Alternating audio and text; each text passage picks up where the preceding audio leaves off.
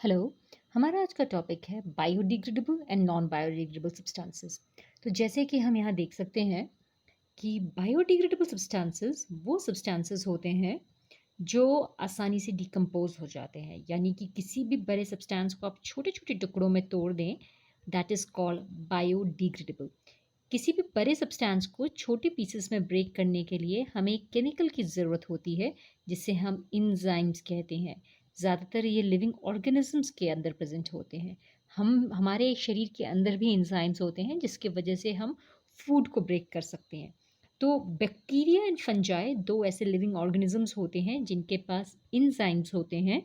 Enzymes और ये enzymes would को, लकड़ी को छोटे पीसेस में ब्रेक कर सकता है, या वेजिटेबल पील छिलकों को छोटे टुकड़ों में तोड़ सकता है, फ्रूट के छिलकों को, कागज़ को, कॉटन के कपड़ों को, ऊन के कपड़ों को छोटे छोटे पीसेस में ब्रेक कर सकता है। इस तरह के सब्सटेंसेस को हम कहते हैं बायोडिग्रेडेबल सब्सटेंस। वहीं पे अगर हम देखें तो नॉन बायोडिग्रेडेबल सब्सटेंसेस वो सब्सटेंसेस होते हैं जो आसानी से डिकम्पोज नहीं होते। ये इसीलिए डिकम्पोज नहीं होते हैं क्योंकि इन्हें डिकम्पोज करने के लिए या इन्हें ब्रेक करने के लिए एंजाइम्स ही प्रेजेंट नहीं होते। तो बैक्टीरिया और फंजाई के पास ऐसे एंजाइम्स नहीं होते हैं जो इन मटेरियल को डिकम्पोज कर सकें या ब्रेक कर सकें। कॉमन एग्जांपल है हमारे पास ग्लास, प्लास्टिक, टिन, एल्यूमिनियम। सो जैसे कि हम अभी प्लास्टिक्स के बारे में पढ़ रहे थे, तो biodegradable and non biodegradable substances plastics के एग्जाम्पल में आ जाता है। काफ़ी जितना भी हमारा प्लास्टिक का सब्सटेंस है, all the plastics that we use, it is all an example of non biodegradable substances. केले के छिलकों को, आपके वेजिटेबल्स और फ्रूट्स के छिलकों को, कागज़ को, लकड़ी को हम आसानी से छोटे पीसेस में ब्रेक कर सकते हैं, तो इनसे कूड़ा इकट्ठा नहीं होता है। अगर आप केले के छिलके को पहाड़ पर छोड़ दें तो वो कुछ टाइम के बाद उसकी मिट्टी बन जाएगी, खाद बन जाएगी। This is because of bacteria and fungi and the enzymes that they produce. लेकिन अगर आप किसी पहाड़ पर कोई प्लास्टिक का बैग फेंक दे, या कोई शीशे की बॉटल फेंक दे, या कोई टिन का कैन फेंक दे, तो ये आसानी से ब्रेकअप नहीं होंगे।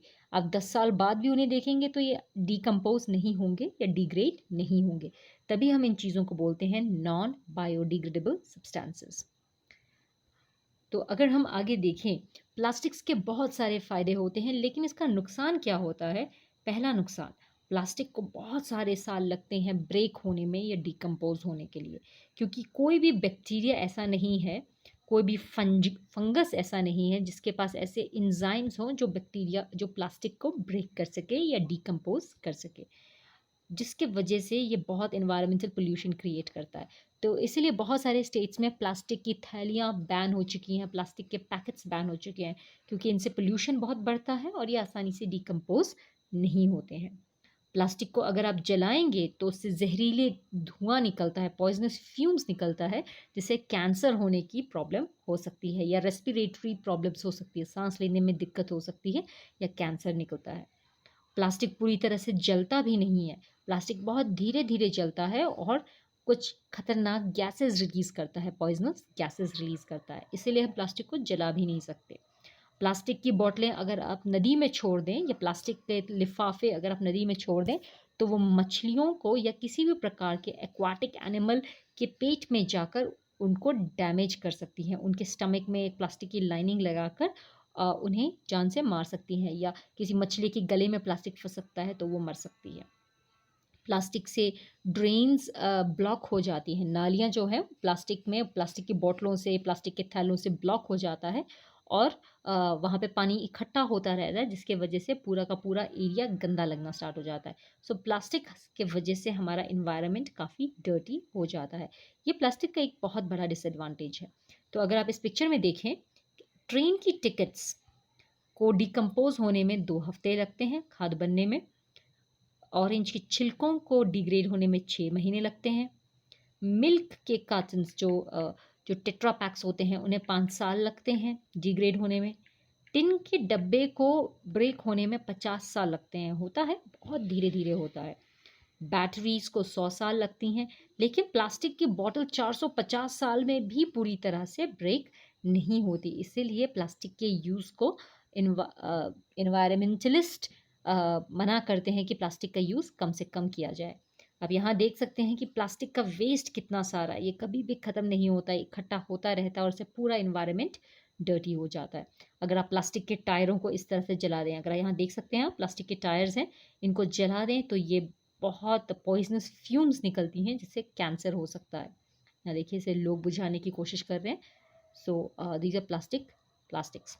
ये देखिए इस तरह में हम देख सकते हैं कि प्लास्टिक जानवरों के मुंह में फंस जाता है, वो सांस नहीं ले पाते और जल्दी मर सकते हैं। ये चिड़िया है, इसने कुछ खाना खाया होगा, इसके पेट में प्लास्टिक ही प्लास्टिक भर गया है, तो इस तरह से भी जानवर मर जाते हैं। ये देखिए ये वेल है, this is a well fish. और पानी में रहने वाले पानी में जो हम प्लास्टिक्स फेंकते हैं, वो प्लास्टिक्स उसके पेट में फंस गया and it died because of that. इसके मुंह से पूरा प्लास्टिक निकल रहा है। यहाँ पे देखिए प्लास्टिक ने किस तरह से नालियों को ड्रेन कर रखा है, ब्लॉक कर रखा है, जिसकी वजह से पूरे के पूरा नाली, पूरी की पूरी नदी में प्लास्टिक ही प्लास्टिक है और साफ कुछ नहीं लग रहा है। It is all looking very dirty. So इससे हमें पता चलता है कि प्लास्टिक से, ये देख सकते हैं आप यहाँ पे किस तरह से नालियाँ ब्लॉक हो गई हैं, सारी नाली ब्लॉक हो गई है एंड लुक्स वेरी अनटाइडी। तो इसीलिए प्लास्टिक का यूज़ कम करना चाहिए। तो हम क्या चाहते हैं कि हम प्लास्टिक को यूज़ ना करके क्लॉथ के या जूट के बैग यूज़ करें। प्लास्टिक के टिफ़िन की जगह स्टील का टिफ़िन इस्तेमाल करें, क्योंकि वो रिसाइकल हो जाता है, मेटल रिसाइकल हो जाता है, प्लास्टिक रिसाइकल भी नहीं होता है। प्लास्टिक बैग्स को थ्रो ना करें रोड में या वाटर बॉडी में, किसी नदी में ना फेंकें या नाले में ना फेंकें, क्योंकि इससे वो ब्लॉक हो जाते हैं। घर में हम चाहते हैं कि हम biodegradable and non biodegradable waste को सेपरेट कर सकें, राइट? जो बायोडिग्रेडेबल वेस्ट है उसको तो आप अगर जंगल में फेंक देंगे तो उसकी खाद बन जाएगी, लेकिन नॉन बायोडिग्रेडेबल वेस्ट को रिसाइकल करना पड़ता है। बायोडिग्रेडेबल वेस्ट को आप फेंक सकते हैं और नॉन बायोडिग्रेडेबल को अलग से रिसाइकल करने के लिए देना चाहिए।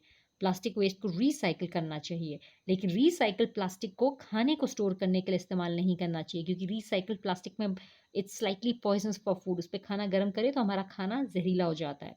हमें इन 5 R का इस्तेमाल करना चाहिए। रिड्यूस वेस्ट यानी कि वेस्ट को कम प्रोड्यूस करना। रीयूज़ किसी चीज़ को दोबारा इस्तेमाल करना, जैसे फटे हुए कपड़ों से चादरें बन जाती हैं या फटे हुए जूतों के अंदर गमले बन जाते हैं। रिसाइकल किसी भी प्लास्टिक को हम फैक्ट्री में डाल के उससे नया प्लास्टिक बना सकते हैं। रिकवर फ़ोन के अंदर कुछ ज़रूरी मेटल्स होते हैं, तो जब फ़ोन पुराना हो जाता है तो उससे हम ज़रूरी मेटल को रिमूव कर देते हैं। और रिफ्यूज़, शॉपकीपर को आप मना कर सकते हैं कि हमें प्लास्टिक का थैला ना दिया जाए। तो आप देख सकते हैं यहाँ पे से no to plastic carry bags, और इसकी जगह हम जूट बैग्स या क्लॉथ बैग्स का इस्तेमाल करें, right? No to plastic bags.